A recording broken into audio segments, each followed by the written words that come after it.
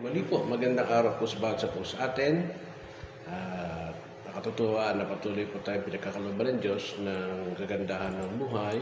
Bagamat may mga ilang po mga pagkakataon na makikita natin yung mga sitwasyon, kaganapan sa buhay natin. Minsan hindi naman talaga almost 100% na laging maayos.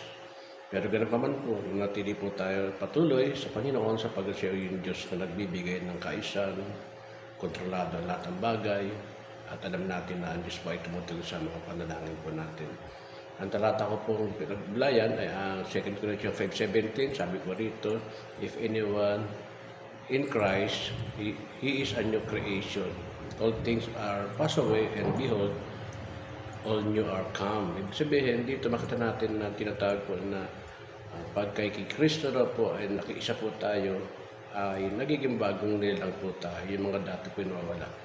Kung papansinin po natin, ang dami po mga bagay sa buhay ng tao. Nice po yung mga transformation, yung pagbabago, at kahit po yung mga damit, kasi natin laging mayroon tayong bago, at yung po mga gadget, kasi natin lagi tayong nakain, no? Na latest po ang kadalasan yan. Kasi po ito naman ay talaga naman pong naibigay naman po sa atin yung discernment to, yung mga changes po.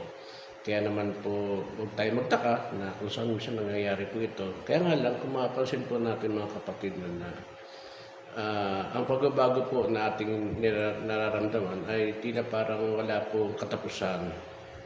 Kaya nga ho, ang ganda po na binanggit po ng Panginoon sa Kristo sa kanya po mga binigkas na salita doon po sa babae sa Malita na nakapagkaroon po tayo ay nagkaroon po ng tinatawag na binom, meaning yung Holy Spirit, no?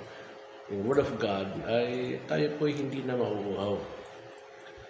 Kumbaga ito po yung spiritual satisfied tayo sa ating pong buhay. Bagamat sa flesh, mayroon pong desire, pero meron na po tayong contentment, no, sa buhay kung tayo po magkakaroon po ng tinatawag po na banal na Espiritu sa ating buhay na ating po lagi makakasama.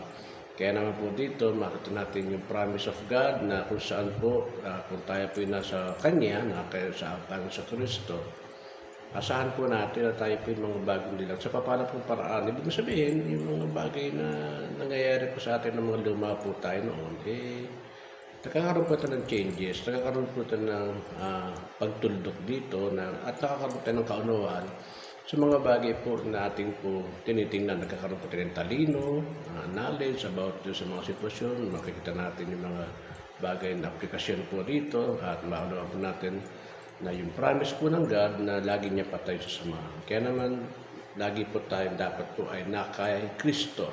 Maging Christ-likeness po tayo. At least every day, no? Ay patuloy po tayo. Magagawa lang naman natin yan kung tayo po ay patuloy pong lumalapit na nampalataya. At nagpe-pray po tayo, and then also meditation of His Word of God. So, salamat po. Magandang araw.